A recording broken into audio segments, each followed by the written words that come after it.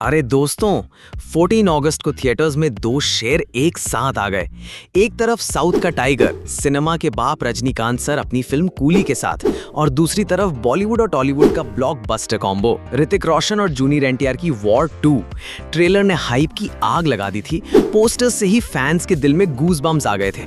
और जब फाइनली दोनों फिल्म्स एक ही दिन रिलीज हुई तो बॉक्स ऑफिस पे भी धमाका हुआ, पर साथ ही शुरू हो गई मिक्स्ड रिव्यूज की कहानी। सवाल ये है दोस्तों, क्या ये दोनों फिल्म सिर्फ स्टार पावर की वजह से बची हुई है या कहानी और प्रेजेंटेशन ने भी अपना दम दिखाया? चलिए आज करते हैं एकदम मसालेदार ब्रेकडाउन कूली वर्सेस वॉर 2 का, यहीं आपके अपने मूवी लोक में, मूवी हाइप के इस स्पेशल एपिसोड में। नमस्कार दोस्तों, मैं हूं रिंकू और आप देख रहे हो मूवी लोक, जहां मिलती हैं सिनेमा की असली दुनिया से मुलाकात। रिव्यूज, ब्रेकडाउन्स, कंट्रोवर्सीज या हो हाइप, हर फिल्म का राज यहीं खुलेगा, क्योंकि ये है मूवी लोक। पॉइंट 1, क्लैश का बवाल। सबसे पहले बात करते हैं बॉक्स ऑफिस क्लैश की। फिल्म इंडस्ट्री का एक पुराना रूल है, दो बड़ी फिल्म्स एक दिन रिलीज हो गई तो दोनों का नुकसान पक्का। सोचो अगर कूली सिंगल रिलीज होती, रजनी सर का फैन बेस, आमिर खान और नागार्जुन की pan India reach, plus Upendra का कैमियो, ओपनिंग सिर्फ 100 नहीं शायद 250 करोड़ तक जाती। और वॉर 2, ऋतिक रोशन और जूनियर एनटीआर का कॉम्बो देखने फैंस थिएटर्स के बाहर टेंट लगा के खड़े हो जाते। 95 करोड़ वर्ल्ड वाइड के बजाय शायद 150 करोड़ पहली दिन टच कर ली थी। पर क्या हुआ? क्लैश ने दोनों का दम निकाल दिया। फैंस डिवाइड हो गए, कहीं पर रजनी फैंस डोमिनेट कर गए, कहीं पर ऋतिक और एनटीआर का क्रेज छा रहा। रिजल्ट, बॉक्स ऑफिस रिकॉर्ड्स टूटे जरूर, पर उस लेवल का धमाका जो एक्सपेक्टेड था वो नहीं हो पाया। पॉइंट 2, यूनिवर्स कनेक्शन की डिसअपॉइंटमेंट। आजकल हर फिल्म लवर एक ही चीज में इंटरेस्टेड है, यूनिवर्स का कनेक्शन। मार्वल ने जो कर दिया उसके बाद इंडियन सिनेमा में भी क्रेज है कनेक्टेड स्टोरीज का। कूली में लोकेश कानागराजन ने पहले ही बोला था ये स्टैंड अलोन है, पर फैंस ने कहा नहीं सर, आप झूठ बोल रहे हो, लियो के टाइम भी आपने यही बोला था। और शुरू हो गई थ्योरीज की बारिश। ट्रेलर का एक सीन विक्रम से लिंक कर दिया गया, एक डायलॉग कत्थी के साथ जोड़ दिया गया, एक कैमियो एलसीयू में घुसा दिया गया। फैंस ने अपने दिमाग से पूरा सिनेमैटिक यूनिवर्स बना दिया। पर जब फिल्म में कुछ नहीं निकला तो डिसअपॉइंटमेंट पक्का था, और लोकेश ने खुद अपने फैंस के एक्सपेक्टेशंस को समझा नहीं। वही वॉर 2 का केस और अजीब था। कैमियो था बॉबी देओल का, जो अल्फा सेटअप करता है, पर ऑनेस्टली ऑडियंस ने उस कैमियो पर रिएक्ट ही नहीं किया। सोचो अगर टाइगर श्रॉफ आ जाता, या पठान का एक ग्लिम्स मिल जाता, या फिर वॉर 1 का नॉस्टैल्जिया जोड़ देते, तो शायद पूरा थिएटर सीटियां बजाता। पॉइंट 3, प्रेजेंटेशन का धोखा। प्रेजेंटेशन दोस्तों एक फिल्म की सबसे बड़ी जान होती है, और यहाँ वॉर 2 ने सबसे ज्यादा दिल तोड़ा।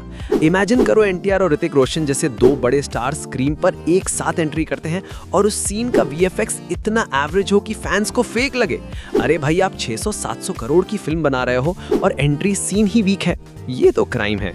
कूली की बात करें तो प्रेजेंटेशन स्ट्रॉन्ग था, एक्शन सीक्वेंसेस बड़े थे, सेट्स ग्रैंड थे, रजनी सर का स्वैग अलग ही था। पर प्रॉब्लम ये थी कि कहानी के बीच में पेस लो हो गई। ऑडियंस ने बोला कि रजनी सर का इंट्रो धमाका था, पर बाकी सीन्स ड्रैग हो गए।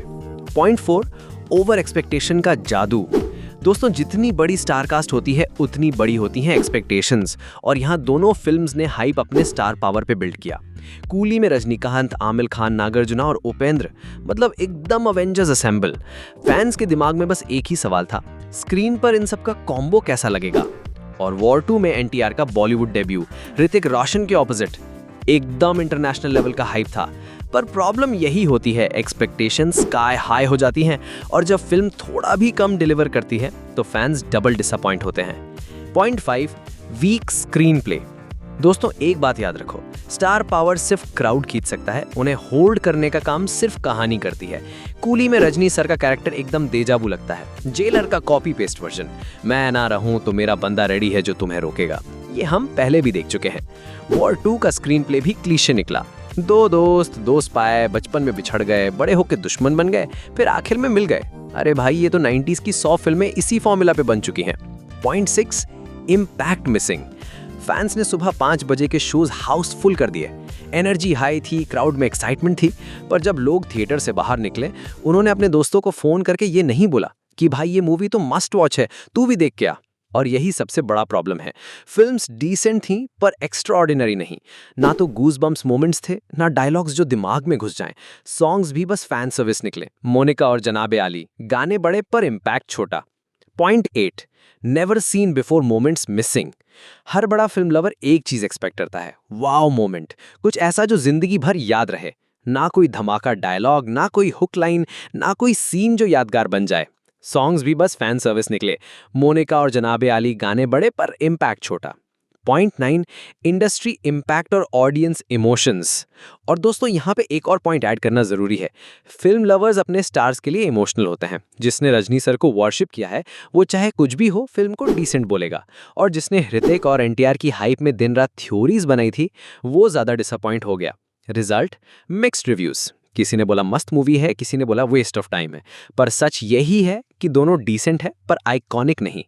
कंक्लूजन, तो दोस्तों वर्डिक्ट क्लियर है, कूली और वार 2 दोनों अपने स्टार पावर से बची हैं, लेकिन कहानी और प्रेजेंटेशन में दोनों फेल हो गईं। फैंस ने हाइप बनाई, स्टार्स ने क्राउड्स खींचे, लेकिन दोनों फिल्म्स ने वो इम्पैक्ट नहीं छोड़ा जो उन्हें ऑल टाइम ब्लॉकबस्टर बना सकता था। सिनेमा के लिए दोनों बड़ी सेलिब्रेशन थी, लेकिन असली लेसन ये है कि स्टार्स ऑडियंस को बुलाएंगे, पर ऑडियंस को बिठाए रखने के लिए कहानी और स्क्रीन प्ले ही असली ताकत है। आउटरो। नमस्कार दोस्तों, मैं हूं रिंकू और आप देख रहे हो मूवी लोक, जहां मिलती है सिनेमा की असली दुनिया से मुलाकात। रिव्यूज, ब्रेकडाउन्स, कंट्रोवर्सीज या हो हाइप, हर फिल्म का राज यहीं खुलेगा, क्योंकि ये है मूवी लोक। तो आप बताओ कमेंट्स में, आपको कूली ज्यादा पसंद आई या वॉर 2? और वीडियो पसंद आई हो तो लाइक, शेयर और सब्सक्राइब करना मत भूलना। मिलते हैं अगले एपिसोड में। जय श्री राम।